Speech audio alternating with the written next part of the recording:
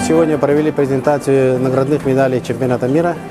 Я думаю, они прошли на очень таком организационном высоком уровне. Презентация медалей преследовала цели рекламы и популяризации чемпионата мира.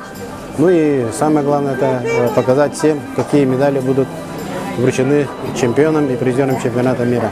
В основу формы медали легла концепция изображения самого поля поединка этого вида спорта. Она выполнена в форме рамы квадратной, в центре которой по линии доски упора проходит ось вращения, как символ движения силы. С лицевой стороны у нас нанесены символы нашей республики. Это снег, это алмаз, острог, мамонт.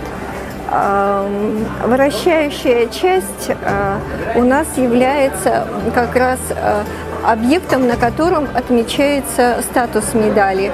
Для первого места оно покрыто золотом 24 карата, для второго места оно радировано и имеет цвет серебра, и третье место оно бронзируется.